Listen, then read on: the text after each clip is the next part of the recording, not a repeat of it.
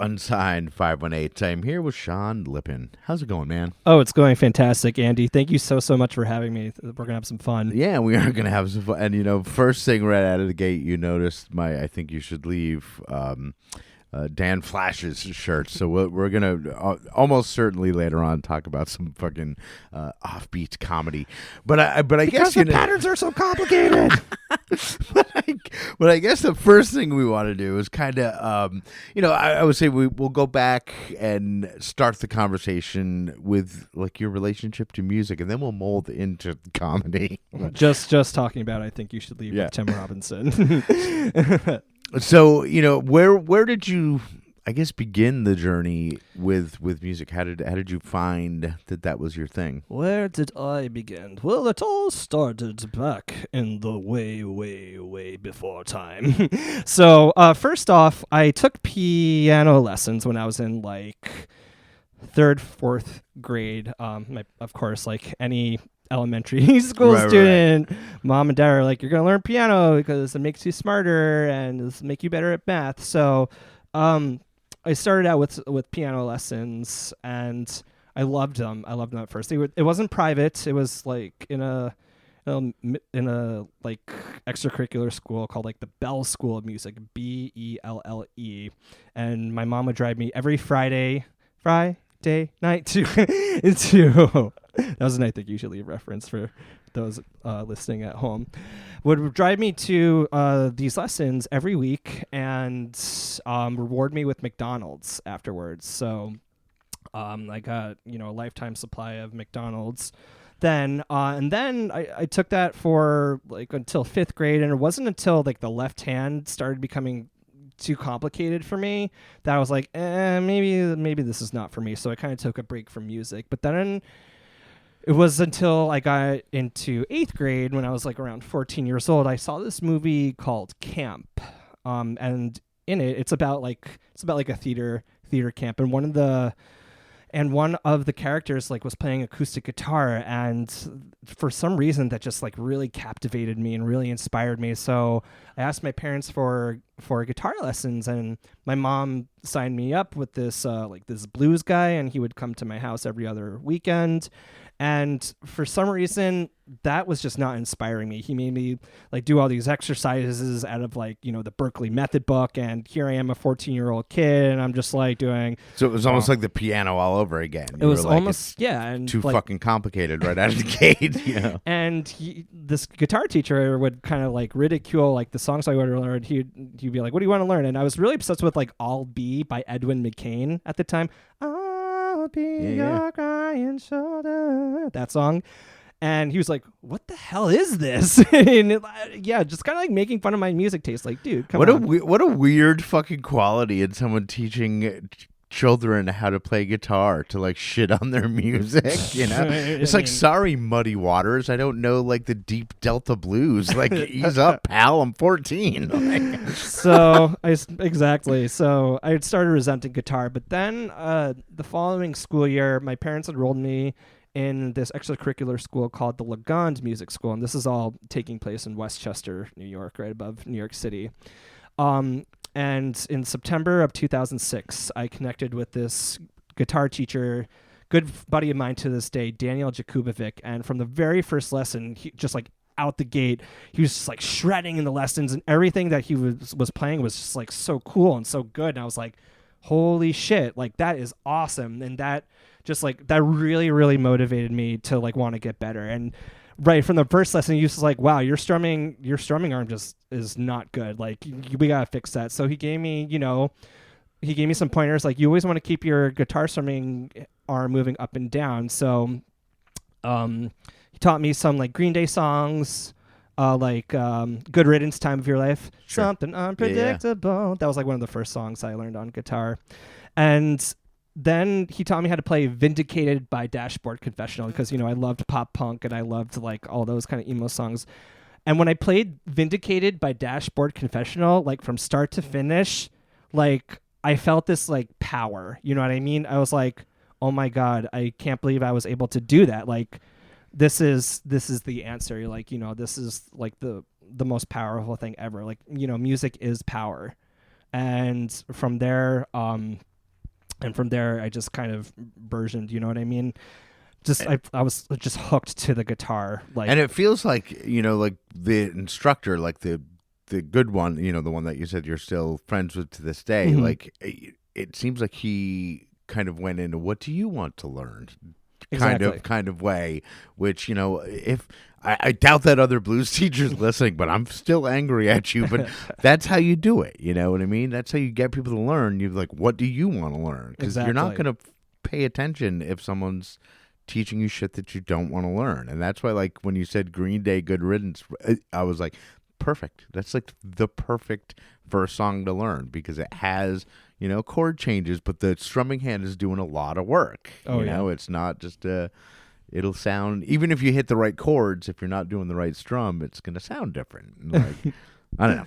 Anyway. Exactly. No, yeah, I mean, it's a great first song to learn. It's got like all those open chord shapes, like the G Yeah. and the C and the D, and then like the E minor, all, chords that any guitar player, any and every guitar player should be learning, right off the bat. And yeah, so every day, I would come home from freshman year of high school, and I would just be attached to my guitar. I was inseparable from my guitar. I would just be doing whatever, like learning a song or playing like a D minor scale. And I remember being visiting my sister in college in Boston, and this guitar teacher, Daniel Jakubovic, taught me this B minor scale exercise. And I remember sitting in the hotel room just like trying to figure out, to the lesson recording, and just playing along to it and just trying to figure it all out by ear. So I was just super motivated and just kept going with ensembles. And this music school that I went to outside, I didn't participate in band or orchestra or chorus in the high school that I attended. This was my niche. Like, this is what I gravitated toward. I was like rock all the way, like jazz is boring, jazz is stupid, which I totally don't feel that way now. Right. With a more trained I think ear. everybody felt that way when they were younger. But I was just like, okay, progressive metal, like Dream Theater is the way. Like, Story of the Year is so like all these different types of bands. I was just like a rock purist, and I just thought that like school ensembles were stupid in a way. Like, that's not what captured me. So continuing on with my journey, one of my buddies went to SUNY Oneonta. He was a freshman and I was a senior in high school, figuring out where I wanted to go to college. And he was telling me about this music industry program at SUNY Oneonta where you could study music and business. And my parents are telling me, like, you should study business so that when you get out of school, you can have a job and blah, blah, blah, blah, blah. Like, they didn't want me to go to conservatory. They wanted me to be able to eat, which, spoiler, didn't necessarily happen. But so I always felt that, so SUNY Oneonta was like the best of, was the best of all worlds. I was able to study rock. I wasn't like, just glued to one thing there. I was able to study multiple things. And so got out of, so went to SUNY Oneonta and got out of school, and discovered how hard the music industry really is, and what it really takes to, what it really takes to pursue it for a living, and, all that goes into it, like the luck that you need, the skill. It's a lot of it. And whether or not you actually want to do it. Because I think a lot of people are fooled by what the music industry is, and then when they realize what it actually is, they're just like, fuck, I'm out, like, and not that that's how it should be, because obviously we need talent going into the music industry a lot more than we need it coming out, And that's this whole subject of talent is a whole another thing that we could touch on later. But exactly, people see Sabrina Carpenter and see her like jumping around on stage. They think like that's the music industry, or like Taylor Swift, right? And, and then she just sits by a pool for the rest of her life, right? But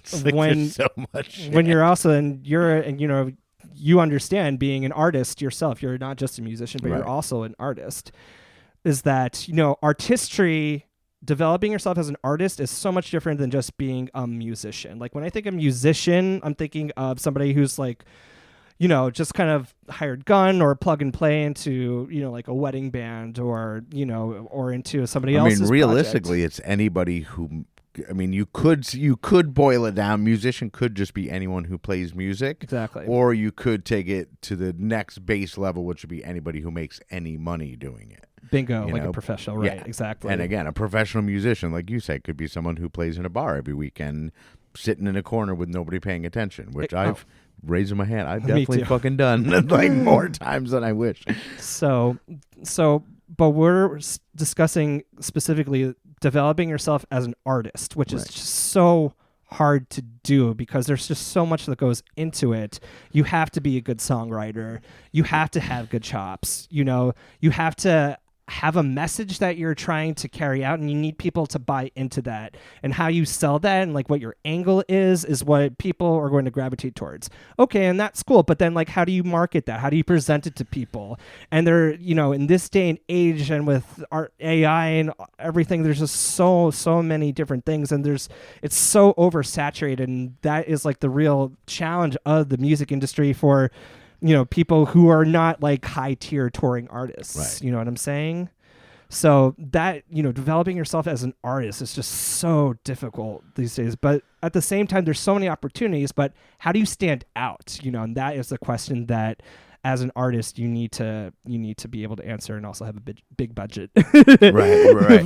Yeah, and you also have to have adaptability because you can't just be like, oh, I'm doing this, and if it doesn't work, then fuck it. Like you have to be like, I'm doing this, and if it doesn't work, I got to do this, or then I got to do this, I got to do this until something works. You know what I mean? Being able to pivot. Yeah. Exactly. And luck. I heard you somewhere in there. You said luck. Like luck is just a way bigger part of it than people. There is talent. Like, right now we're sitting in my fucking garage in Schuylerville, out in the middle of fucking nowhere. Which is super vibey for the record. Thank you. But like, I've had people in here that without question, talent wise are on a national level. Like without question. For sure. Like I've seen it time and time and time again. People like that are sitting on the couch that you're sitting on now. And I'm just like, they're national, but like that luck thing has to be there, or like something else has to be there, because like it's just one piece of the like 5,000 piece puzzle. Oh yeah, that gets you to a national level. Like it's not just talent. I can tell you that right now. There's this whole concept of I want to be discovered. You know what I mean? But it's the scene wherever you go is not, there's not an A&R guy just go into it's a bar. Not minor league baseball. You know what I mean? Like someday, scouts aren't going around. Like, exactly. Just like popping over to Putnam Place, on a random Wednesday night and being like, oh man, I really like that band. Let's sign them. Like that's just not how things work. You got a better fucking chance of winning the lottery. To get to like superstardom. That is, having, to getting to the 2 commas in your bank account kind of status. That's not to say that you can't build your own following and, and make a modest living being an artist, which you certainly can. It's not impossible to quit your day job and make money doing music. Right. That's an unattainable goal, I think, for a lot of people. Sure. Like absolutely. But like the superstardom thing, just,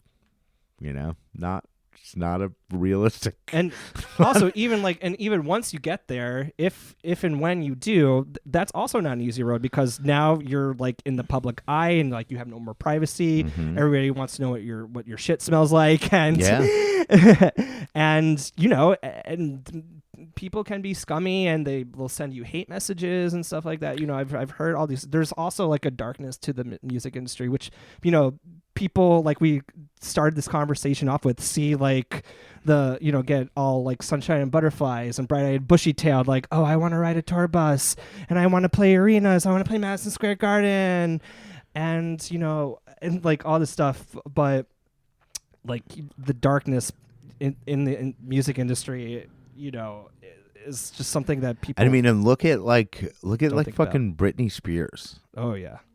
Like she was at the had all that, but like she had no control over her life. Like her actual life, she had zero control, and it fucking destroyed her. And it destroyed her because everybody out, like to all these other people, they're just making money, and she's just a tool to get them money. Like they dehumanize her, Right. and she just becomes a talent, and like shit like that happens all the time, like on levels that you'll never hear about. Like Exactly. that shit happens to people that like only make it as far as like I don't know. A regional band, like they can still get chewed up and spit out, right? And no one's ever heard of them. Like the music industry is fucked. Like, Yeah, it really is. So, but like even going back to the way beginning, it's like, why are you doing this, like Sean, and why are you doing this, Andy? It's because we have to. Like we've sat down with ourselves, looked at ourselves in the mirror. It's like, is there anything else I can do? And then we just keep circling back to this. And like this, I do this because it makes me happy. Right. It doesn't make me money. You know what I mean? It's my hobby. And I think that's what keeps me grounded in a nice place, because I'm like, this is my hobby and it brings me joy. If I integrated into that fucking machine, it would not bring me joy anymore. It would be like, it'd be too much.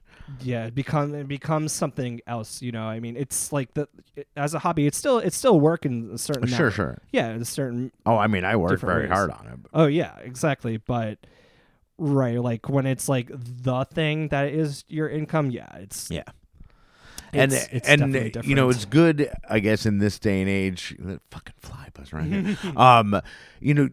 There is, obviously like the AI bullshit and all that. Like it's a lot harder to get noticed, but looking like optimistically, I think it is a lot easier to carve your own. The barrier path, to entry is Correct. way easier nowadays. Yeah, and like if you're someone like like myself that just wants to play 10, 12 times a year locally, and that's what our band does. We play 10, 12 times a year locally, and that's where we're happy. And if we were, signed or part of something else where we had to go where people tell us to, right, we would all hate it. So, but like, I really love where this conversation is going. And like another thing that people need to think about who do want to get to the music being their only source of income, there should be no shame of the other thing that could also just be like your main income. There is if anyone has ever read like the Ari Herstead book, like I forget what the title of it is, but there's a chapter in that book that says like embrace the hyphen, like I'm an artist / barista, I'm an artist / waiter, I'm an artist / substitute teacher, I'm an artist / you have to do what you need to do. My day job has absolutely fucking nothing to do with the entertainment world. Absolutely nothing to do with it. And that's my 40+ hour a week day job. Right. And a lot of people don't even know, like some people think that I don't even have a day job. Like I just do this. And it's like, is it. No, it's like, no, I do a day job, and that's, I do embrace it because that's how I make my money. It's brought to you by Calico Cut Pants. Yeah, that's where it's headed. But yeah, no, like definitely embracing the hyphen is a good thing, because you have to understand. It also keeps this a hobby, because this is no stakes. There's no stakes in the line with this, and that's why I do it on the weekends, because I'm free on the weekends and I can fill my space with stuff that I want to do. Because during the week I'm not free to do whatever I want, But anyway, embracing the hyphen, like we were going somewhere with that before I got distracted by this. But there's like a fucking fly that is in the Dazzle Den. It's like the size of a hummingbird that's like buzzing around, distracting as shit. But anyway, what I think we might want to do is play a song, because we've been going for a little bit now. Yeah, I'd love to. And we were going to talk about your latest single, Frenemies, and then we'll play that. So I guess tell us a little bit about the song before we give it a spin. Yeah, I'd love to. So whenever I play this song live, I always ask the audience, does anybody ever have somebody who they thought was their friend end up not being their friend, and people like may hoo or holler, or I may get crickets, and if I get crickets, I'll say, well, I guess y'all have perfect friends. Sweet, awesome. Well, this song that I'm about to play is about somebody who I thought was my friend, ended up being not my friend. So to go into the backstory a little bit behind the song, Andy, is that when I was in college, you know, I had a friend, you know, one of my best friends from high school, who I like ended up going to college with. You know, when you go to college, you're not the same person who your senior year of high school self was / is to your like freshman year. You know, like you start figuring out who you are, and you figure out your individuality and who you want to be and where you want to go. So, you know, paths start to divest in a way, you know, start to veer off. So that started happening between me and this like one high school buddy. And there was one point throughout the year where like he had like all these like bro friends and whatnot. And like we were supposed to meet up at this party, you know, he and I, like he was telling me about this. And then I show up to the party and he's just like, are you here by yourself, or are you like what are you like, why are you doing here? You know, something kind of, somehow our wires got crossed, and it's another I think you should leave reference. And there was kind of like a miscommunication. It was like, you know, I'm there to like see you and like hang out with you. And, you know, it was at this point where I realized that me and this kid were just going in different directions. I was just like, you know what, like, fuck you, dude. Like, I'm so done with you. And like I said, you know, it was me figuring out who I was. So I used this song as a vehicle to kind of express that. All right. Well, cool. Well, let's check it out. It's Frenemies, Sean Lippin, and then we'll be right back. I go to your party with no invite, I see. Old friends we used to be, but these days you're too cool for me. That's all I need to call you my frenemy. You think you're better than me. I'm more than you'll ever be.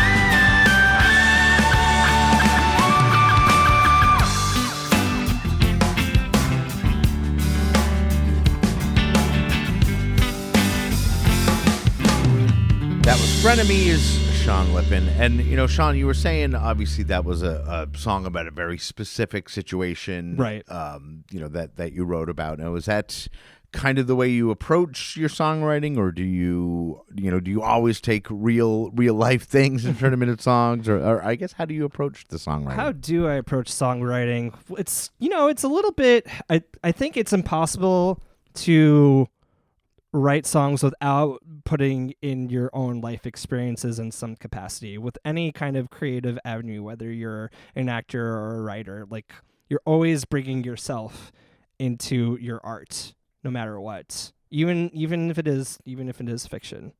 So my typical process for songwriting is I'll come up with a chord progression. I'll be messing around, like, as discussed earlier, I'm pretty like pop punk, Blink-182, Green Day, like all those bands, kind of got me into songwriting and kind of, taught me what song structure and like verse, chorus, bridge kind of stuff is.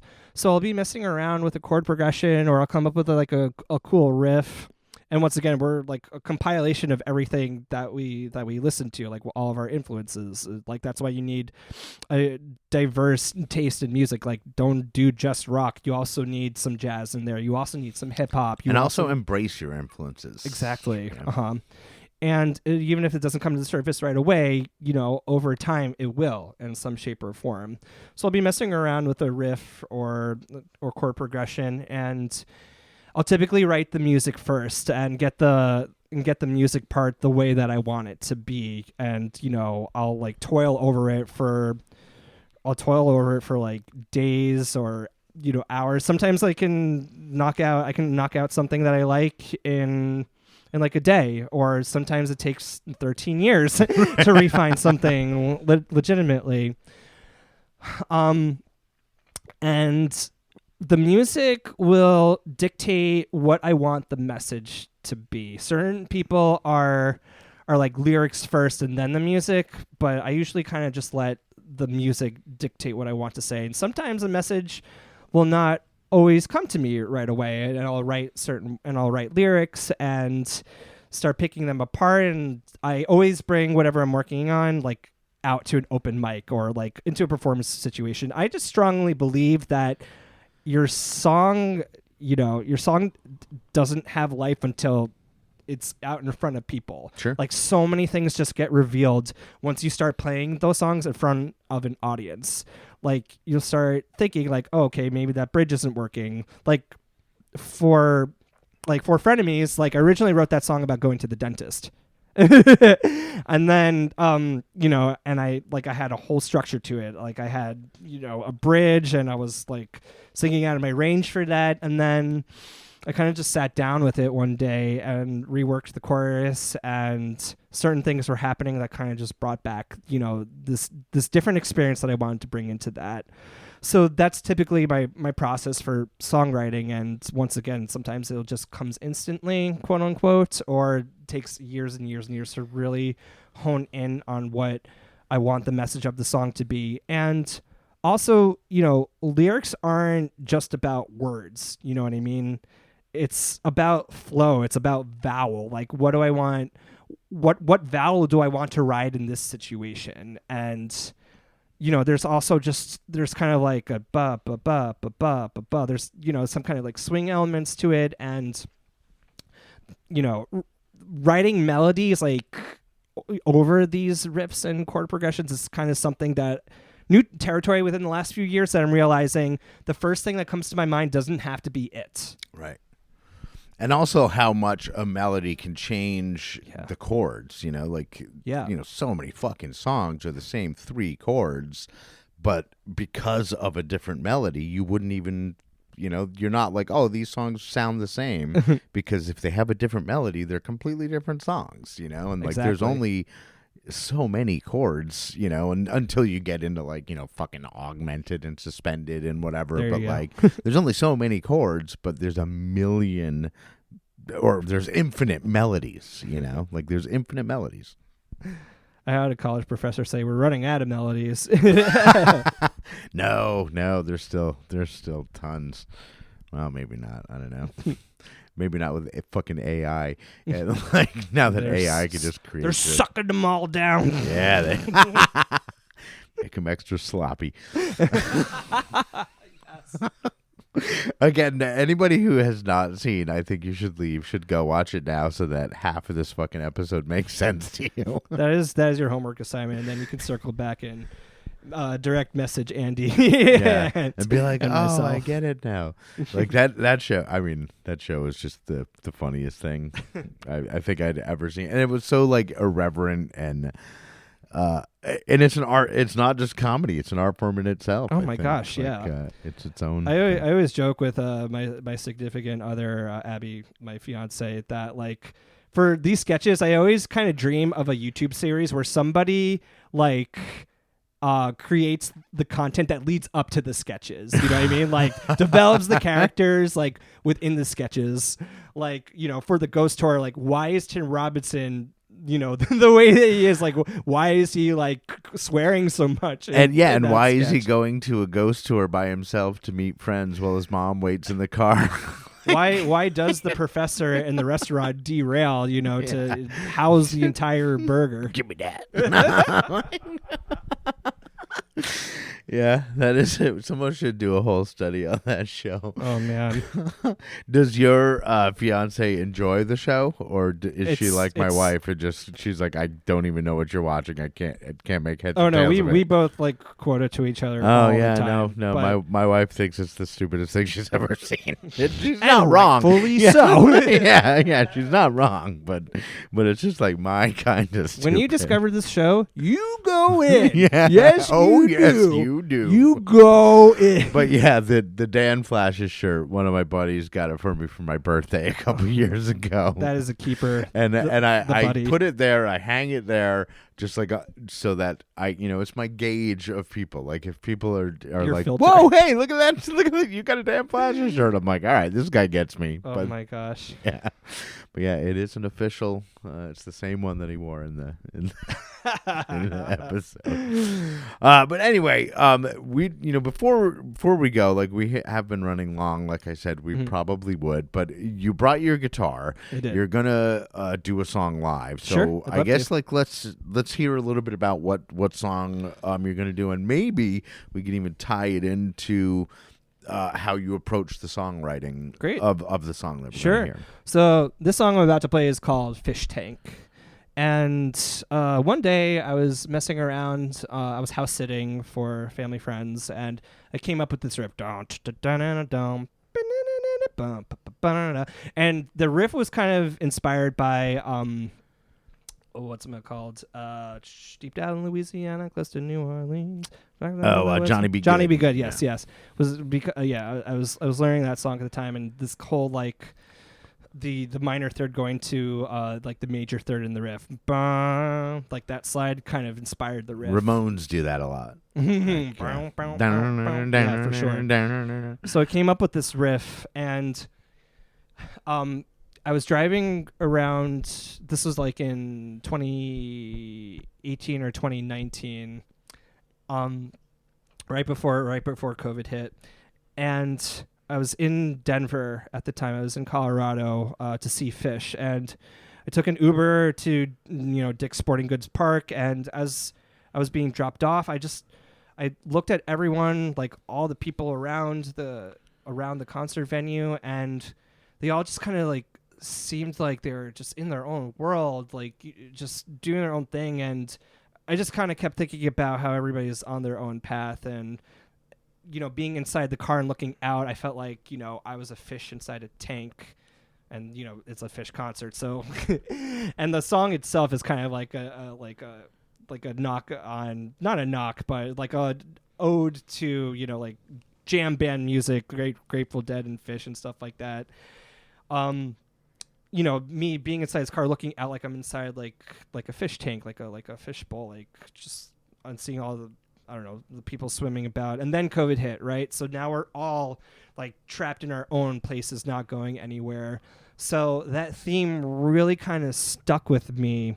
And now we're all really like in our own fish Right. bowls and fish tanks, like in our own spaces. And the lyrics came out of me, how like we're all just like looking through life on our screens and like just wanting to be out and appreciating life again. And I just like I felt really stuck in life and like my career at the time. So the song, you know, has a lot of layers to it. Also just about me wanting to break out of like where I was in my life at the time and just do something else and like grow. I just felt like I was being so limited, being stuck in the box, you know? Right. All right, cool. Well, let's check out Fish Tank. We're going to do it live here in the Dazzle Den, Sean Lippin, and then we'll be right back to wrap it up.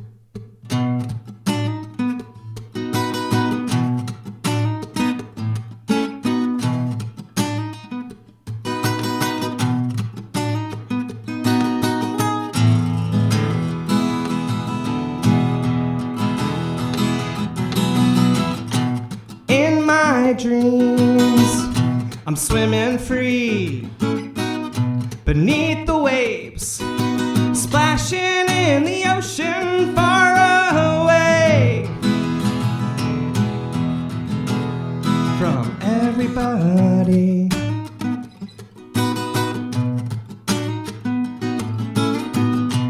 I wake up and I'm stuck in a tank, caught within four walls and there's no escape. No way to be free. No, I've got to be swimming free where the ocean meets the sky. I will find my way out of this tank.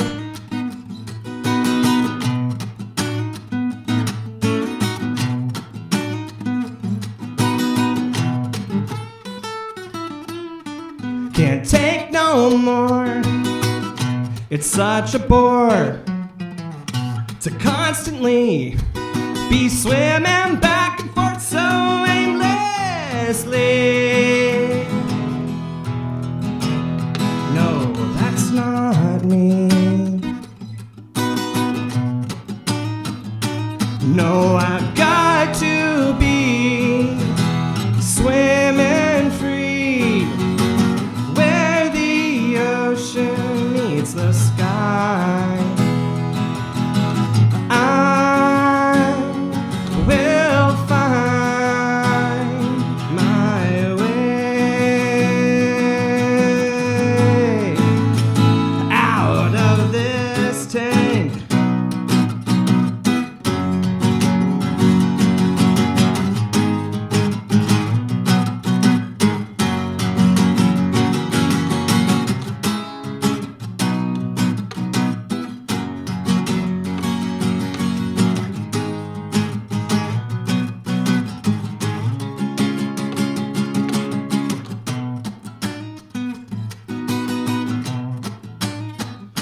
No, I've got to be swimming free where the ocean meets the sky. I will find my way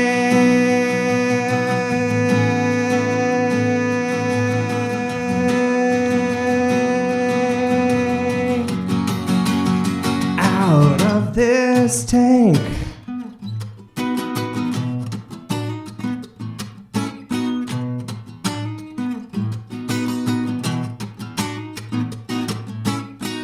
All right, so that was Fish Tank, Sean Lippin live here in the Dazzle Den. And Sean, I want to thank you so much for taking time out of your day Andy. to come out here and do this. And before we go, like I do with all my guests, I want to give you a chance to say your gratitude. So the microphone is all yours. Well, first of all, I'd like to thank you, Andy, for having me on the podcast today. 518 Unsigned, love it. I'm really grateful to be here. So thank you so very, very much. I'd also like to thank my fiance Abby. I'd like to thank my future father-in-law John Fusco. I'd like to thank my parents. I'd like to thank my sister, and my brother-in-law, and my niece and nephew, who constantly inspired me. I'd like to thank my bandmates, former and current, for being there and helping me out with honing my craft.